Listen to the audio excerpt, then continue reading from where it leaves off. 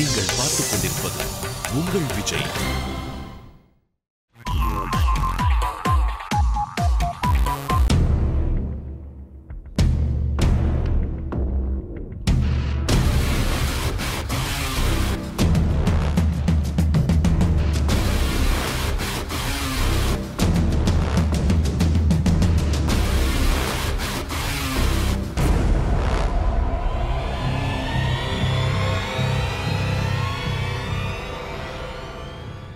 பிரம்மாண்டத்தின் மறுபெயரான Vijay அவார்ட்ஸோட rehearsals பயங்கர பரபரப்பாக போயிட்டு இருக்கு. அண்ட் கேப்ல வந்து அப்படியே ஒயிட் ஆப்பிள் மாதிரி இருக்கிற ஹன்சிகாவை அப்படியே பிடிச்சி பேசலாம் அப்படின்னு வந்திருக்கோம். Hi, how you? Hello, I'm good, thank you. இன்னொரு இன்ட்ரெஸ்டிங்கான விஷயம் என்னன்னா, தமிழ்நாட்டில் ஒரு அவார்ட் ஃபங்க்ஷன்ல ஹன்சிகா ஆட போற ஃபர்ஸ்ட் அவார்ட் ஃபங்க்ஷன் இது. Yes, this is my first year to Vijay TV Awards and I'm performing also. Okay. And I'm nominated also. Okay. So I'm pretty excited. Okay, so how nervous are you? Because you are going to perform in front of around 10,000 audience. So I am the team behind I'm working with is pretty good. So I'm nervous. Little nervousness is good. But I'm happy that I have a confident team behind me. Okay, do you have any prior experience of performing in front of a huge crowd? Yes, I have performed before and that's why I am on stage again. But all my experience, touchwood, has been good. Okay, so hopefully it would be good, definitely. Yes. So how different is it, dancing in the movie and on stage? Oh, movie cut. It's every 4 counts. Here is like 8 minutes of song non-stop. Okay. And I have 3 changes. You can't goof up. Okay. You have to keep up the energy. And while you dance, you want the audience also to hoot for you. Okay. So it's more stressful. And it's just a lot of energy that you have to put in on stage. Okay, done. Actually, நேத்துல இருந்தே உங்களோட ரிஹர்சல்ஸ்லாம் நாங்க note பண்ணிட்டு இருக்கோம். வந்தீங்க, Sridhar master வந்து dance சொல்லி கொடுத்தாரு. அப்படியே ஒரு 2 மினிட்ஸ்ல அந்த மூமெண்ட்லாம் பிக் பண்ணிட்டு you started dancing immediately. How is this happening? My songs are too good. No, all songs I hate. No, just taking the credit. But my songs that I've chosen are pretty peppy, and I like dancing. Okay. And like I said, the team behind me is very confident, and you'll see while rehearsing they'll shout, they'll hoot. So I enjoy dancing. So it's something that I'm doing which I love. Okay, so how are the rehearsals going? Is Sridhar master very strict or is he very cool? No, I know Sridhar from a very long time, and he's a very cool master. And he knows what caliber dancer I am, so he gives me very cool steps. Okay. No, Sridhar is very, very sweet and very adjustable also. Okay, done. So, யார் கூடயா சேர்ந்து dance ஆட போறீங்களா இல்ல தனியா ஆடுறீங்களா? Are you dancing alone or you are going to dance with somebody else? I am dancing with the dancers. Okay. And I have an aerial act where I come down from a star and stuff. So that's pretty because it's on the height and you have to come down, balance yourself and stuff. So it's scary but interesting. Okay, so how are your dancers? Are they very helpful? I know my dancers because I keep working with them in shoots. Okay. So yeah, I get along them very well. I know them by names. Okay. They'll come, they'll shout, they'll be like, "How are you, Hansika ji?" and stuff like that. And it's nice. They're just like my friends. So yeah. Okay, thank you so much. It was great talking to you. All the best. Thank you.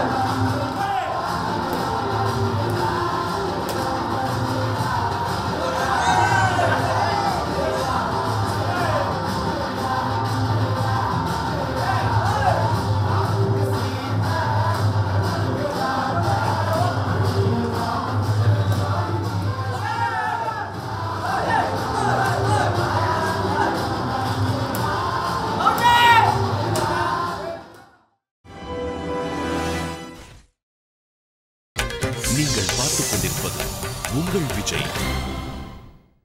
So here we have a beautiful heroine from Bollywood who has come all the way to perform for us in Vijay Awards. Hi, how are you? Hello, I'm good. How are you? So how do you find Chennai? I'm good. Huh? I'm good. How do you find Chennai? I've already been here, and I shot my film here.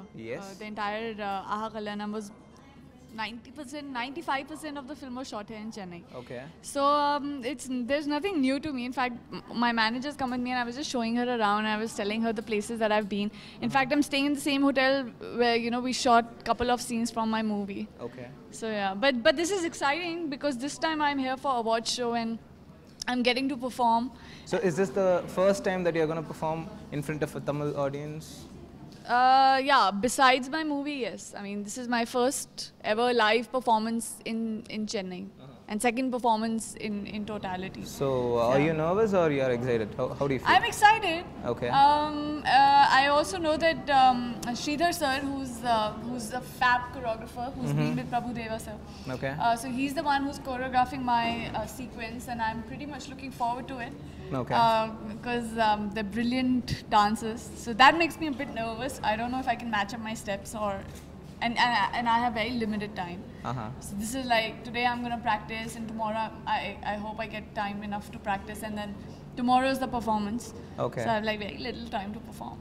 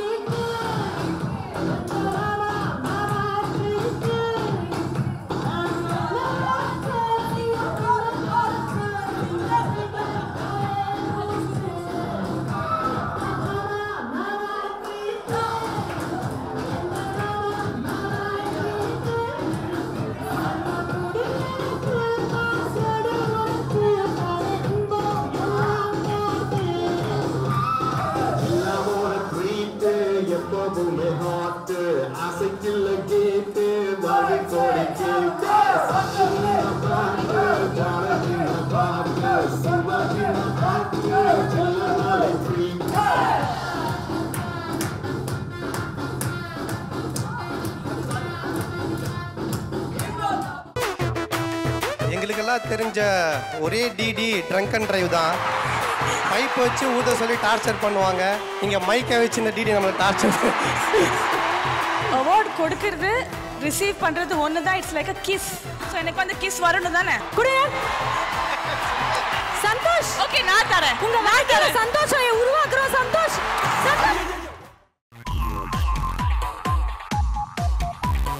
Chess விளையாட்டு விளையாடிருக்கியா? ஆமாம். அதில் ராஜா எப்போவுமே ஒரு step தான் move பண்ணும். சிப்பாய் கூட சில நேரத்தில் 2 ஸ்டெப்பு மூவ் பண்ணும். இப்போ சொல், ராஜா பவர்ஃபுல்லா சிப்பாய் பவர்ஃபுல்லா? நீ சொல்கிறத பார்த்தா சிப்பாய் தான் பவர்ஃபுல்லு. அப்படி இல்லை. ராஜாவோட வேலை செய்யறதில்ல, வேலை சொல்கிறது. நட்டி சார் வந்து கான் மேனாக நடிச்சிருக்காரு. ஸோ ஒரு கான் மேனோட பேசிக் வந்து ஆட்டிடியூட். அவன்கிட்ட முக்கியமாக இருக்க வேண்டியது வந்து பயங்கர கான்ஃபிடென்ட்டான ஒரு ஆட்டிடியூட் இருக்கணும். ஏன்னா எதிர்க்க உட்காந்து பேசும்போது ஒருத்தனை மைண்ட் பிளாக் ஆகிற அளவுக்கு பேசணும் அவன். ஸோ அதுக்கு வந்து பயங்கர கான்ஃபிடென்ட்டான பாடி லாங்குவேஜ் தேவைப்பட்டது. அப்புறம் வந்து இந்த படம் 6 எபிசோடாக நடக்கிறதுனால ஒரு 5 விதமான வேரியேஷன்ஸ் தேவைப்பட்டது. 5 விதமான வேரியேஷன்ஸ்க்கும் 5 விதமான ஆட்டிடியூட் தேவைப்பட்டது. 5 விதமான லுக்ஸ் தேவைப்பட்டது. ஸோ இது 5 விதமான ஜியாகிரஃபியில் ஷூட் பண்ணோம். ஸோ இந்த எல்லாத்துக்கும் அடாப்ட் ஆகி எக்ஸ்ட்ராடினரியாக பண்ணார் நட்டி சார்.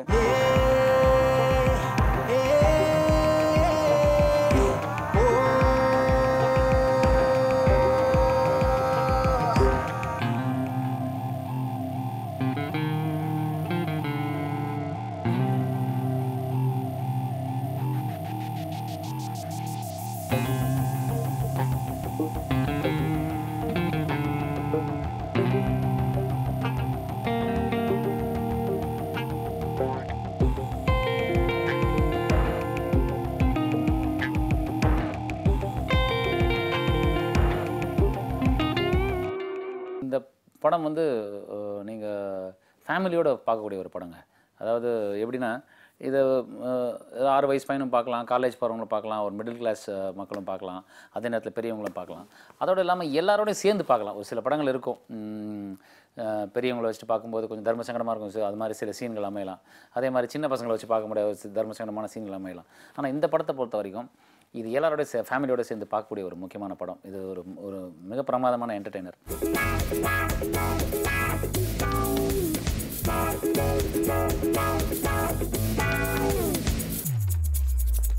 டாக்ஸ் தான் வந்துச்சா? வந்துக்கிட்டு இருக்கு சார். வந்த வரைக்கும் தாங்க.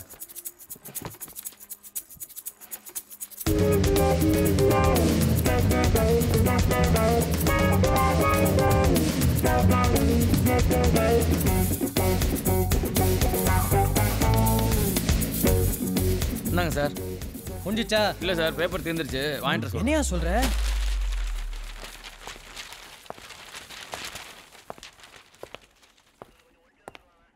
சார் ஒரு நிமிஷம் எந்திரிங்க.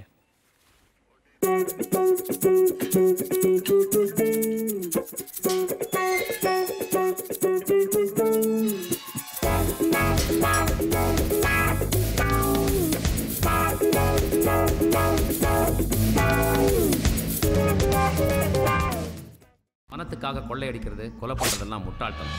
ஈஸியாக பணம் சம்பாதிக்க 1000 வழி இருக்குது. அதில் ஒரு வழியை சொல்லித்தரேன், வாங்க.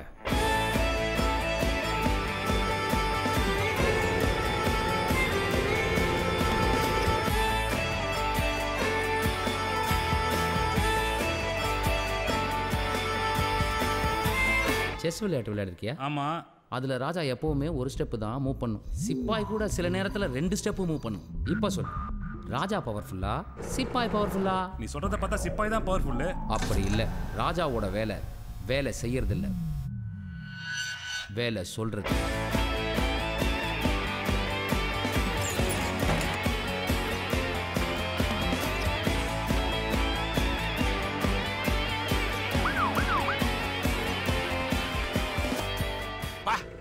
நரண்டா எப்படா இவ்வளோ கச்சிதமா புழுவுற? ஒரு பொய் சொன்னா அதில் உண்மையும் கலந்துருக்கணும். அப்போ தான் அது பொய்ன்னு தெரியாது.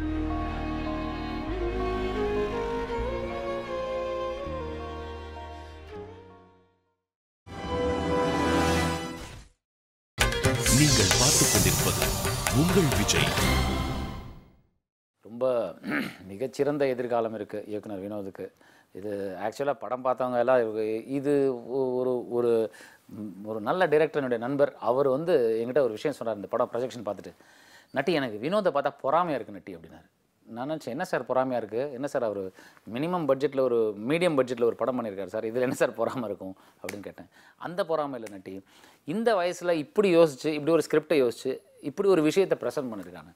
எனக்கு ரொம்ப, அதாவது எப்படி சொல்கிறது, I want hug him, please go hug him அப்படின்ற மாதிரி எங்களுக்குள்ள ஒரு இன்ட்ராக்ஷன் வந்து.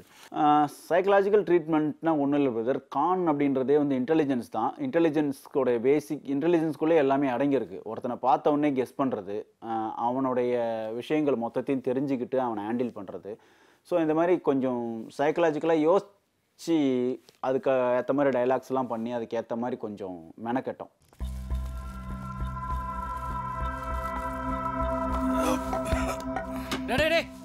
யாரா நீ? போடா வெளியில. இது என்ன தண்ணி அடிக்கிற இடமா? கிளம்பு. ஒரே ஒரு கட்டிங் போட்டு போயிருண்ணே. சொன்ன பேச்சு கேட்கல, உன்னை கொண்டே விடுவேன். நான் யாரு தெரியுமில? மதுரைக்காரன். அண்ணே, நானும் மதுரைக்காரன் தானே. உட்கார ஒரு கட்டிங் பண்ணேன். நீயும் மதுரைக்காரனா? ஆமாண்ணே. இன்னைக்கு பனி கொஞ்சம் ஓவரா இருக்குல்ல? கட்டிங் போட்ட எல்லாம் சரியா போகும். அடிச்சு பாருண்ணே.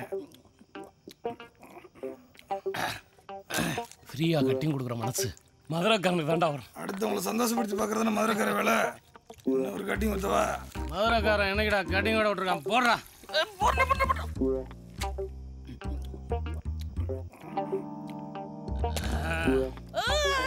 போதுமா? தண்ணி ஊத்தாம அப்படியே குடுறா. மதுரைக்காரன் என்னைக்கிடா தண்ணி ஊற்றி அடிச்சிருக்கான்? மதுரைக்காரன் தண்ணி ஊற்றியே அடிக்க மாட்டான்டா.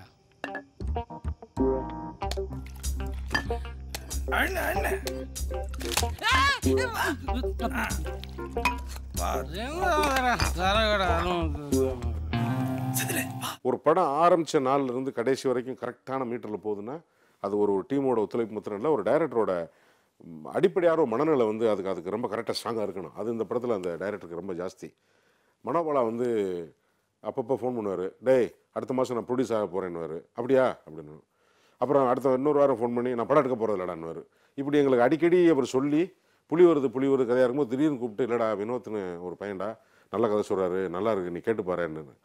நான் சும்மா கதையாக கேட்க சொல்றியா, நடிக்கிறது கேட்க சொல்றியா? இல்லைடா நீ நடிக்கிறடா, சூப்பர் கேரக்டரடா. அப்படி தான் இந்த படம் எனக்கு அறிமுகமாச்சு. ஒரு விஷயத்தை சொல்லும்போது என்ன வினோத் பெரிய ப்ளஸ் என்னென்னா, நான் கேட்டேன், என்ன சார் இப்படி ஒருத்தன் பண்ணக்கூடிய வந்து எதுக்கு நம்ம இவ்வளோ தூரம் ட்ராவல் பண்ணி பண்ணணும்? ஏன் அவனை வந்து அவங்க வீட்டுக்கே கூப்பிட்டு இந்த மாதிரி ஒரு விஷயத்தை பண்ணலாமே? ஒருத்தனை ஏமாற்றணும்னா நம்ம இவ்வளோ தூரம் வரணுங்கிற அவசியமே இல்லையே. அவர் வீட்டுக்கே போய் ஏமாற்றலாம். இல்லை நான் இருக்கிற இடத்துல கூப்பிட்டு வந்து இல்லை ஜி, அதை ஆக்சுவலாக பண்ண முடியாது. என்னென்னா, ஒருத்தரை நீங்கள் ஏமாற்றணுன்னா அவனை வந்து நீங்கள் கன்வின்ஸ் பண்ணணும். உங்களோட அந்த கன்வின்ஸ் பண்ணுற ஒரு விஷயத்தினால அவன் அதில் கன்வின்ஸ் ஆகணும். அப்புறம் நம்பி அந்த பணத்தை உங்களுக்கு கொடுக்கணும். லாஸ்ட் மினிட்ல கூட சேஞ்ச் ஆகிறதுக்கு இது இருக்குது. அதனால என்னென்னா, அவனுக்கு சம்மந்தம் இல்லாத ஒரு ஆம்பியன்ஸ் எடுத்துகிட்டு போய் தான் நான் அது செய்ய முடியும் உங்களால்.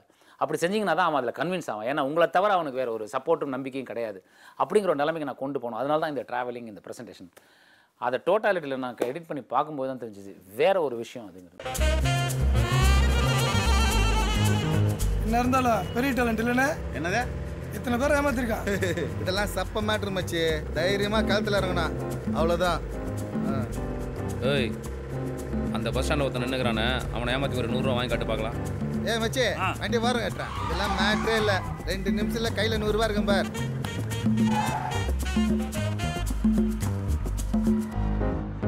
ஐயா, வெளியூர்லேருந்து வரேன். பர்ஸை பிக் பாக்கெட் வச்சிட்டாங்க. ஒரு 100 ரூபா கொடுத்தீங்கன்னா ஊருக்கு போய் அனுப்பிச்சி வச்சிருங்க ப்ளீஸ் ஐயா. இப்படி எத்தனை பேர் கிளம்புறீங்க? தர முடியாது போ. வண்டிக்குட்டி மாதிரி இருந்துக்கிட்டு பணம் கேட்குறேன். பர்ஸ் அடிச்சிட்டானு சொல்லி தானே காசு கேட்டேன். கொடுத்தானா? இல்லை. கையில் என்ன அது? வாட்ச். என்ன விலை? 150 ரூபா. நான் சொல்கிற மாதிரி போய் அவனோட சொல்லு. போக மாட்டேன் போல இருக்கு. ஐயா, இந்த வாட்சை பாருங்க. Singapore watch. விலை 5000 ரூபா. உள்ள தங்க முள்ள இருக்கு. இதை வச்சுட்டு ஒரு 500 ரூபா கொடுங்க. நான் ஊருக்கு போய் பணம் அனுப்பிச்ச பிறகு நீங்கள் திருப்பி கொடுத்தா போதும். 500 ரூபாலாம் தர முடியாது, 400 ரூபா தான் தர முடியும். சரி பரவாயில்ல, கொடுங்க ஐயா. ரொம்ப நன்றிங்க ஐயா. ஒருத்தனை ஏமாத்தணும்னா அவன் கிட்ட கருணை எதிர்பார்க்க கூடாது, அவன் ஆசையை தூண்டணும். அதான் பேசிக் ரூல். நல்ல யுத்தி.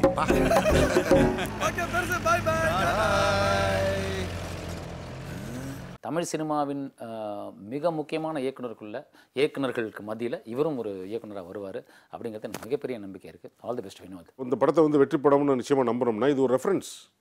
நிச்சயமாக ரெஃபரன்ஸ்.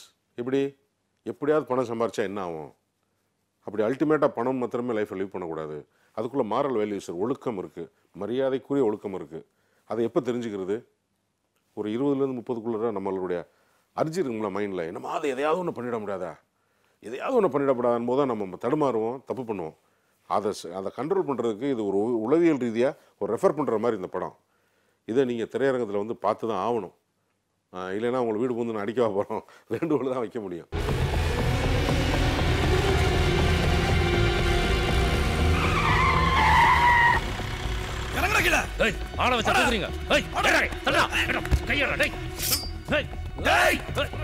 ஏய், இழுத்துட்டு போய் ஆரம்பிங்கடா. அடிச்சு நூறுக்கங்கடா அவனை. ஐயா, அடிச்சு நூறுக்கங்க. பார்த்துப்பாங்க. இப்படி வாங்க. அடிக்கிற அடியில இங்கே படத்தை பார்க்கணும்.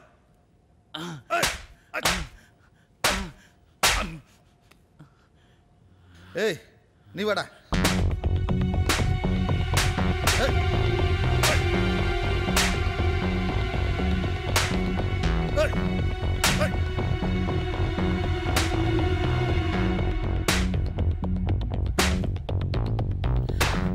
நீ வா மச்சான்.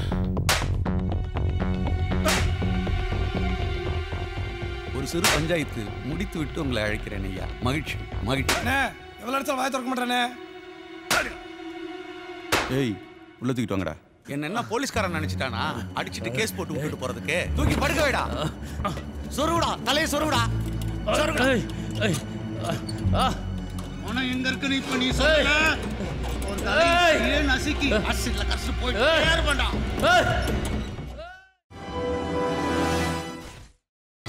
நீங்கள் பார்த்துக் கொண்டிருப்பது உங்கள் விஜய்.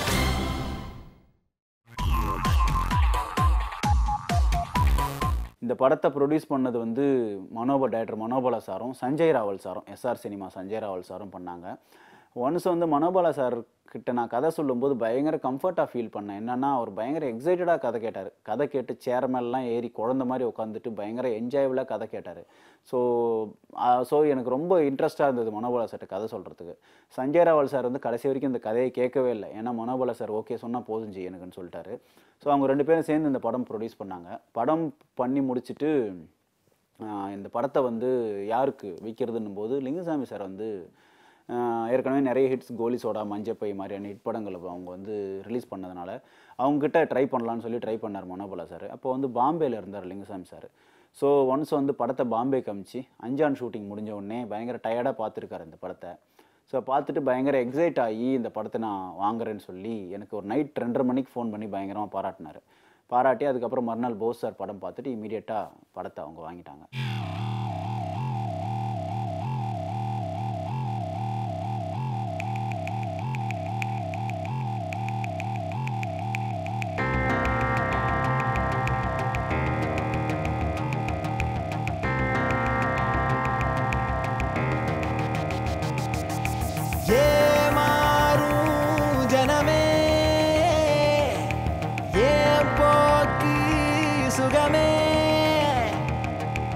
ஏமாறு ஜனமே ஏன் போக்கு சுகமே முட்டாளு மனமே சுட்டாலும் இதமே சுட்டாலும் இதமே கெட்டாலும் தினமே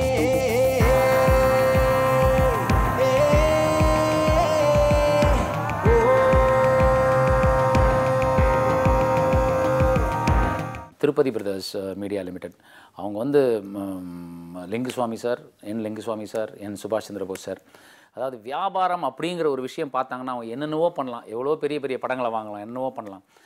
நட்டின்னு ஒருத்தன் ஒரு கேமராமேன் டர்ன்ட் ஆக்டர் இவன் படத்தை வாங்கி என்ன பண்ணுங்கிறத விட அந்த அந்த படத்தை பார்த்துட்டு அந்த பேஷனில் இந்த படத்தை வந்து எங்கே இருந்த எங்கள் டீமை எங்கேயோ இன்னொரு இடத்துக்கு கொண்டு போய் சேர்த்துருக்காங்க. அவங்களுக்கு மிகப்பெரிய நன்றி. அவங்க மட்டும் இல்லைன்னா இந்த இந்த சதுரங்க வேட்டைங்கிற படத்தை வந்து ஒவ்வொரு வீட்லேயும் அவங்க வீட்டு டைனிங் டேபிள் முன்னாடி ப்ளீஸ் ஹேவ் இட், இது உன்னோட ஃபீஸ்ட் மாதிரி நீங்கள் பாருங்கள் ஃபேமிலியோட, இப்படி ஒரு ரீச் அவங்க வந்து கொடுத்துருக்காங்க. அவங்க மட்டும் இல்லைன்னா இந்த மாதிரி இந்த படத்துக்கான ஒரு ரீச்சும் கிடச்சிருக்காது, இவ்வளோ பெரிய வெற்றியும் எங்களுக்கு கிடச்சிருக்காது. வந்து ஹேட்ஸ் ஆஃப் டு தம். அது வந்து லைஃப்பில் ஐ ஜஸ்ட் ஓம் சம்திங், அந்த மாதிரியான ஒரு விஷயம். ரொம்ப நன்றி அவங்களுக்கு.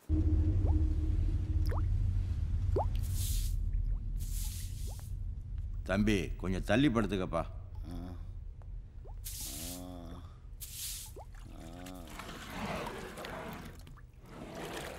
தம்பி உங்கள் விசாரணைக்கெலாம் அவன் சரிப்பட்டு வர மாட்டான், அதுக்கு வேற விசாரணை இருக்கு. நான் அவனை பேச வைக்கிறேன். என் எக்ஸ்பீரியன்ஸை பாருங்க. பாரு தம்பி எழுந்திருப்பா.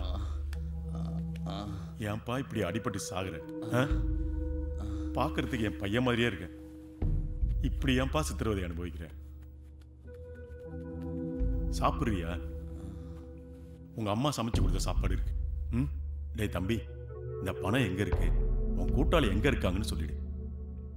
நான் உனக்கு ஜாமீன் கேஸ் நடத்தி விடுதலை வாங்கி தரேன்ப்பா. சொல்லுப்பா. போடா பொட்ட. என்னது? போடா பொட்ட.